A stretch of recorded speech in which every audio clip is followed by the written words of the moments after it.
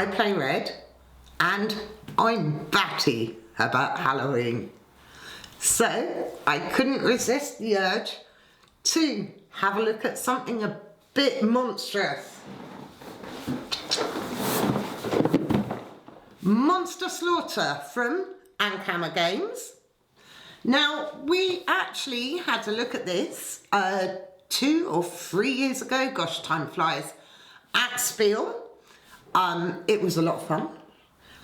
So we thought it was the perfect opportunity to have a go for Halloween. So, let's have a look at what's in the box. In Monster Slaughter, players take on the role of a homicidal family. You can choose from the mummies, the werewolves, complete with skateboarding werewolf, aliens, golems, maniacs, zombies, and my favourite, the vampires. Partly because they're red and partly because, you know, vampires are cool. So, each family has 3 members. We have the father. Father has 2 actions, uses 4 dice for each action, and this final icon here represents the special ability of the family. In this case, I get an extra success when searching. We've got the son, who's a bit hyperactive, so he has 3 actions, but only 2 dice. And then Mother Vampire, who has 2 actions and 3 dice. What are we trying to do? Well, we're trying to kill off our very special guests to our little cabin in the wood. So, the guests we have here are the nerdy boy, who begins on 3 health. So he's here, yellow's his colour, 3 health. Geeky girl, the jock, the party boy, and the cheerleader. Yes, all your favourite horror stereotypes are here. So, we've set up the board here. This is actually super clever. This is the base of the box. Then I've set it up with the dividers and the door ready for the base game. I then put the appropriate amount of cards as shown here in each room. So we've got the bathroom, the WC, the bedroom, the kitchen, and the main living area. What we're then going to do is take the 5 cards representing our unwilling guests, shuffle them up and pop 1 into each room. So at the moment, they're just going to go on the top. Now, I've got this set up as 2-player, so we don't start with any cards in the WC, but we do start with a person there. At the beginning of the game, each player is given a set of 5 tiles, each one representing one of our lovely victims. What you're going to do is decide what order you think they're going to die in. So, now the cheerleaders are usually the first to go, but I don't want to be cliche. So I think I'm going to say the jock is going to die first, then the party boy, because they're always drunk or something somewhere, then the cheerleader, see I'm rooting for the nerds, then him and then her. So that goes secretly face down in front of me. I've then got one of these target tokens, and I have to pick one of these characters that I think my family can kill. So I think cheerleader's quite tasty, so I'm going to pop that on the cheerleader token. Now, these are kept face down until one of the characters dies and there's a post-mortem, but we'll deal with that at the time. So, there are 9 areas to this board. There are the 5 rooms, and then there's 4 external areas, 1 on each side of the board. Let's take my figures and my cards. So, the first thing I'm going to do is choose one of my figures to move onto the board. And that is going to be little baby vampire. So, I'm going to pop him there. Now, he has 3 actions. Also, each turn, all characters get 1 free move. So I'm going to take that as my 1 free move. I then have a choice of 6 actions available to me, one of which is to move. So I could move from one of these external areas, or if the doors are open, I can move from room to room. But for now, I'm moving there. The next action that we're going to look at is what I need to do here. I need to smash through this door. So I get 2 dice. The green ones are the monster dice, no surprise there. I'm going to roll them and I get a success. So I managed to smash that door. That goes onto my side of the table and will be worth 1 point at the end of the game. So that's my first action. My second action is going to be to move. And I'm going to move into this room. Now, because I've just moved into this room, I'm going to shuffle these cards up. Essentially, the character who is in here is hiding from me. So, I now have 2 options of what I can do with these cards. I can either take an action to peek, which is just look at the top card of the deck and pop it back down. Alternatively, I can choose to search the room, which is what I'm going to do. So, I roll 2 dice. I have no successes, but luckily, my character gets this bonus. So, I get 1 success.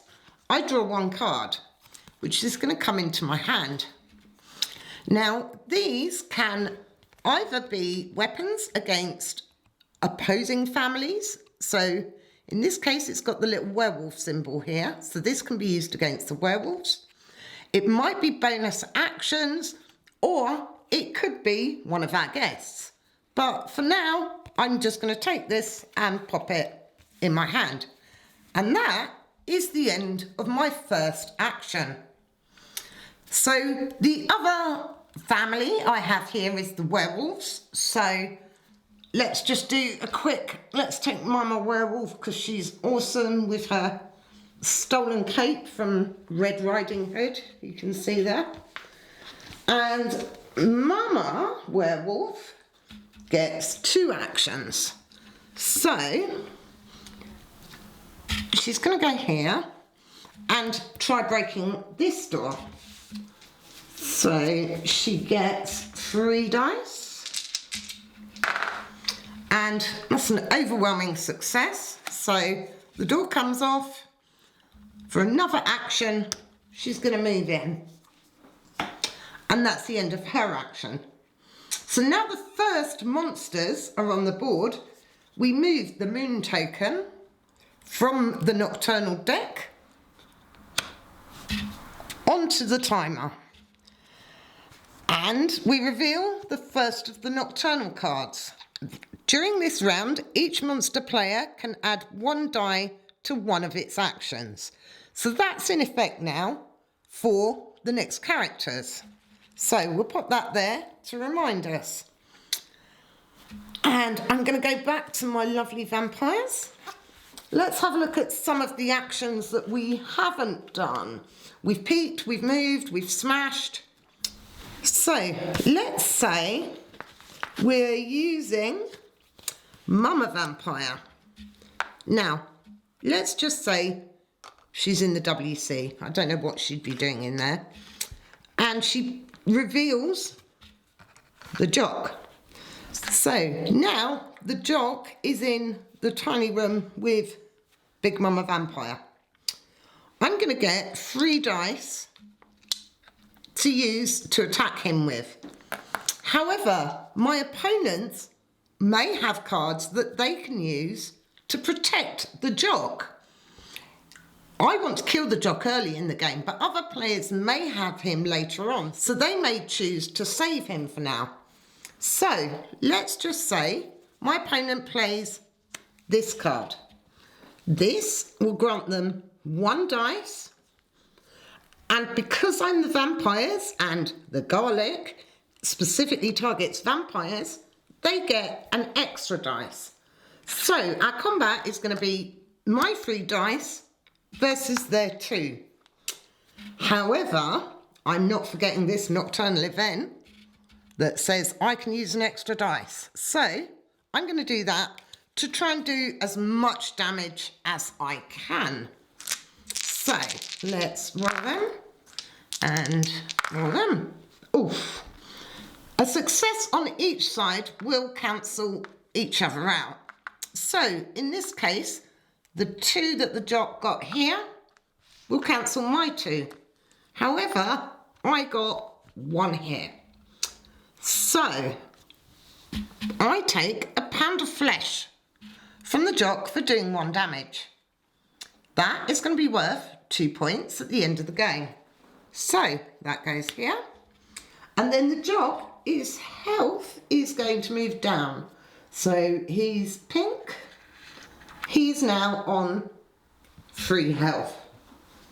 I've obviously got a vested interest in killing him because I've pegged him to die first. However, the other action you can do with visitors is to scare them. So if I'd peeked and this was someone I didn't want to kill yet, I can choose to scare them. I roll my allocated number of dice, 3, and the number of successes determines how far away the guest moves from me. So in this case it would be 2. So I could move him 1, 2 and move him out of the way so that he doesn't get injured. That's not what I want to do though. I need to kill him.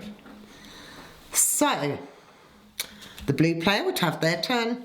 Then we move the clock up and we draw the next nocturnal card. Give each player a barricade. During this or any subsequent round, each player may barricade 1 door. So we have these very neat doors that we smashed through earlier. These can be substituted for barricades. These are a little bit stiff because this is a new copy there. Now, barricades work in a similar way to doors. You can't just walk through them. However, you need 2 successes to break through them. So they make life a bit more difficult. Again, you need to bear in mind that the guests you're after are not necessarily the same guests that other players are after. So they might decide to protect someone. So moving on to my next round is Daddy Vampire. So I'm going to move him in with the jock and roll all the dice and hope to kill him. Again, any other players have a chance to use cards that will affect the jock's actions and potentially be more powerful against vampires. But for now, I just need to kill him. So, oh look, I've got 3 successes. No one saw that, did they? So, I take 3 pounds of flesh, 3 more tokens, and his health moves down 1, 2, 3. Because I've taken all the flesh, all that's left of him is bones. So I take one of these bone tokens for successfully killing him. These are worth 2 points at the end of the game. That goes into my player area. Now one of the guests has died, we do a post-mortem and the whole game is put on hold for a minute. Each player reveals where they had the jock in their lineup. Now, as you know, we had him first. So, because we had the correct order and we're clever, we get brains. We take one of these brain tokens, which are worth 3 points at the end of the game. And you go around the table and any player that has that character in the correct placement gets a brain token. If I'd had him as my target and I'd managed to kill him, I'd get one of these target tokens, which are worth 5 points at the end of the game. However, I didn't have him as my target, so I don't get 5 points. Boo. So, we then move on to 2 AM. You'll take back your 3 character cards and draw a new nocturnal event, and play will continue using all 3 figures from your family. So, monsters are confused, their successes count as failures and vice versa. Woo, that's interesting. So, that's the basics of the game. Let's have a look at some of the available cards. So, we have the bonus actions. These can always be played in addition to your standard monster actions. So this one, for example, will move all of your monsters 1 zone. Your active monster can smash a door in its current zone without rolling dice. That's quite nice. Oh, look, the cheerleader was hiding in there. So there's various things. There's some of these basic equipment that just add dice rolls when you're defending as the guests. And then there's a specific deck of cards for each set of characters. So this is presumably a silver trophy. It looks like it's got something messy in it. Maybe strawberry ice cream, maybe brains, who knows? And this will give you 2 dice, but it will also give you an extra one against the werewolves. So there's all basic. The med pack gives 2 health to a particular guest. So there's all sorts going in here. And these are done randomly at the start of the game. So here we go, we've got a pool cue that you can use as a stake against the vampires. So that gives you 2 dice against the vampires. There's also booby traps though. So it's fine to be rummaging through, trying to find the good stuff, but beware, you can come a cropper. Play either continues until all 5 of the guests are dead, or when the moon reaches 8 AM in the morning, because that's when all monsters need to go to bed. That, in a nutshell, is Monster Slaughter. At the end of the game, you're going to count up your tokens that you've received during the game. Don't forget your 1 point for any doors that you've smashed through. So in this case, I'd have 2, 4, 6, 8, 10, 14 points. And that's before I killed any of the other characters off. Monster Slaughter is a silly, fun family game with a twist of a dark side. Obviously, you've got all your horror favourites, from the guests to the actual horror families. Say, I love the vampires, I love the little kid werewolf on his skateboard, the golems, the aliens, you've got a bit of everything. So there's something for everyone. This is just the base game with the 5 basic guests. However, there are extra guests that can come in if you start using some of the other cards. Yeah. We've got a ghost catcher, a treasure hunter who may or may not carry a whip. We've got Doc Time, and a couple of others that you may or may not recognise. These are special guests that can come in either through the Nocturnal deck or through the Toolbox expansion, or maybe even in some of the scenarios. As well as the base game, Monster Slaughter has a little scenario book. So there's 8 different scenarios in here that have got different setups that include different families and different guests. So you can play through this as well. This artwork is fantastic. We've got the wolves here. This is Mama Wolf in her Red Riding Hood costume. I do like that. So all this artwork is actually on the character cards. You saw my vampire cards during the game, but here's the werewolf cards, for example. Absolutely stunning artwork that is then transferred really nicely onto the minis. There's so much detail on these things. If you're someone who enjoys painting, I enjoy it, I'm just not very good at it. If you enjoy painting and you're good at it, you can have a field day with these miniatures. They're absolutely gorgeous. Monster Slaughter from Ankama is available now. Monster Slaughter Underground was on Kickstarter not so long ago. I don't know if that's available retail yet or if that's still getting out to backers, but keep an eye out for that. Thanks for watching. Hope you liked this video. If you did, click like and subscribe. Happy Halloween!